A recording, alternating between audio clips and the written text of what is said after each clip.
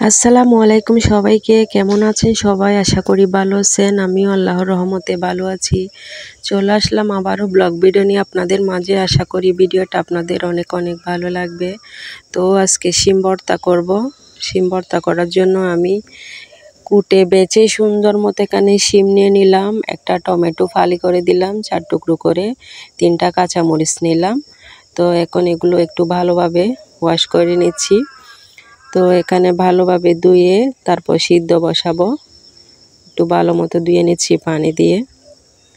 তো এখন ভালো মতো ধুয়ে সুন্দর করে একটা ফ্রাই প্যানে বসিয়ে দিলাম, হালকা করে পানি দিলাম শিমগুলা সিদ্ধ হয়ে যাওয়ার জন্য। আসলে এগুলো একটু শক্ত শক্ত টাইপের, তো সিদ্ধ হয়ে গেলে অনেকটা ভালো লাগে ভর্তার মধ্যে।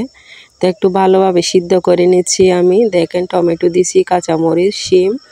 এখানে যদি বেগুন দেওয়া হয় তাহলে আরও ভালো হয়, যদিও বাসায় বেগুন ছিল না। বেগুন থাকলে একটা দুইটা অ্যাড করলে অনেক মজা লাগে খেতে ভর্তাটা। তো আস্তে আস্তে সিদ্ধ হয়ে যাচ্ছে, আমি একটু চেপে চেপে দিচ্ছি যাতে ভালোভাবে কুক হয়ে যায়। সিদ্ধ হয়ে গেলে আসলে একদম কি বলবো, হাতে ম্যাশ করতে খুবই সুবিধা হয়। তো সেজন্য একটু ভালোভাবে সিদ্ধ করে নিচ্ছি আমি। পানিও বেশি দিই নাই, মোটামুটি দিছি, এগুলো সবগুলো টেনে যাবে। সিদ্ধ হয়ে যাওয়ার পর পানিগুলা সবগুলা শুকিয়ে যাবে। তো একটু ডেকে রাখতেছি, ডেকে রাখলে ভালোভাবে সিদ্ধ হয়ে যাবে। তো আস্তে আস্তে সিদ্ধ হয়ে পানিটাও শুকিয়ে গেছে। দেখেন এই যে পানিটা অনেকটা শুকিয়ে গেছে। তো আমি একটু নেড়ে ছেড়ে দিচ্ছি, আরও ভালোভাবে শুকাই নিচ্ছি যে পানিটুকু আছে। তো এখন একটু সরিষার তেল দেব। দেখেন অনেকটা শুকিয়ে গেছে পানি। তো একটু সরিষার তেল দিচ্ছি কাঁচা ভাবটা চলে যাওয়ার জন্য। শিমের একটা বাজে স্মেল থাকে, সেটাও চলে যাবে। সরিষার তেল দিলে একদম এভাবে ভাজা ভাজা হলে খেতে খুব ভালো লাগে। অনেকে তো কাঁচা কাঁচা খেয়ে ফেলে সিদ্ধ করার পর, আমার ওরকম ভালো লাগে না। আমি প্রতিবারই এরকম একটু ভেজে নিই তেলের মধ্যে সিদ্ধ হওয়ার পর। পানি সবগুলা যখন শুকিয়ে গেছে আমি তখন সরিষার তেল দিয়ে দিলাম।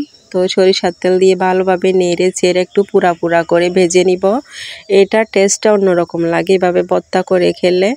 তো আস্তে আস্তে ভালো মতো একদম নেড়ে চেড়ে ভেজে নিচ্ছি।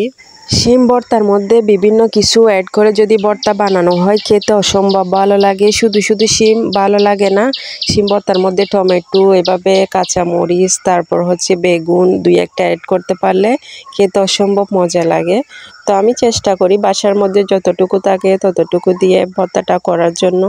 আসলে ভর্তাটা খুবই মজার। তো যতক্ষণ পর্যন্ত একটু পুরা পুরা ভাব না আসে ততক্ষণ পর্যন্ত আমি একটু ভালোভাবে ভেজে নিচ্ছি। তো ভালোভাবে ভেজে আমি ওগুলাকে একটু ম্যাশ করে নিয়েছি ভালোভাবে হাতে চটকিয়ে। সেগুলো আবার শিলপাটাইও করা যায়, ব্লেন্ডারও করা যায়, তবে আমার থেকে হাতে মেখে ওগুলা ভালো লাগে বেশি।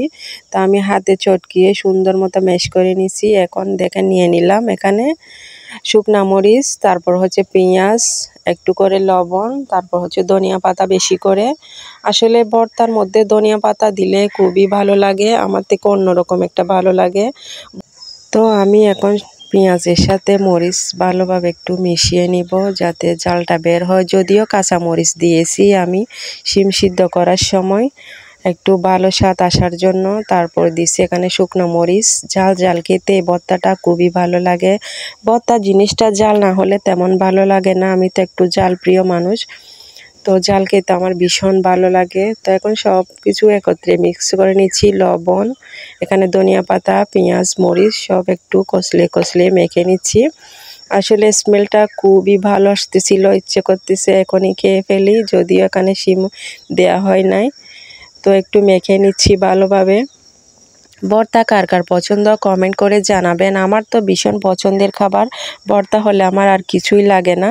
ভর্তা দিয়ে 1 প্লেট ভাত নিমিষে শেষ হয়ে যায়। তো একটু সরিষার তেল দিলাম, যদিও সরিষার তেল তখন দিয়েছি শিম ফ্রাই করার সময়। তো এখন আরেকটু করে দিলাম, টেস্টটা অন্যরকম লাগবে। তো এভাবে ভালোভাবে কষলে কষলে নিচ্ছি। তো দিয়ে দিচ্ছি ম্যাশ করা শিমগুলো। দেখেন হাতে কষলিয়ে নিয়েছিলাম আমি। এভাবে আসলে হাতে চটকিয়ে মাখাটা আমার বেশি ভালো লাগে। ব্লেন্ডারে ব্লেন্ড করলে কেন জানি বেশি মিহি হয়ে যায়। তো এভাবে করে খেয়ে দেখবেন সবাই, আশা করি ভালো লাগবে। এটা টেস্ট অন্যরকম। তো আমি আস্তে আস্তে একটু ভালোভাবে মেখে নিচ্ছি যাতে সব লবণ টবণ সব একসাথে মিশে একাকার হয়ে যায়, সেজন্য বারবার কষলে কষলে মেখে নিচ্ছি। আসলে এভাবে ভালোভাবে মেখে নিলে স্বাদটা অন্যরকম লাগে আমার কাছে। তো আমার আজকের ভর্তা বানানোটা আপনাদের কাছে কেমন লেগেছে কমেন্ট করে জানাবেন। যদি সামান্যটুকু হলেও ভালো লেগে থাকে তাহলে প্লিজ একটা লাইক দিয়ে পাশে থাকবেন। তো আমার মাখানোটা প্রায় শেষ হয়ে গেছে, একটু লবণ চেক করে দেখব কেমন হয়েছে। তো দেখতেছি আমি একটু টেস্ট করে, অনেক মজা হয়েছে, অসম্ভব মজা হয়েছে। আসলে ভর্তাটা এরকম ভর্তা হলে আর কিছুই লাগে না। তো অনেক সুন্দর হয়েছে মাশাআল্লাহ দেখতে। আপনাদের কেমন লেগেছে কমেন্ট করে জানাবেন। সবাই ভালো থাকবেন, সুস্থ থাকবেন। খোদা হাফেজ।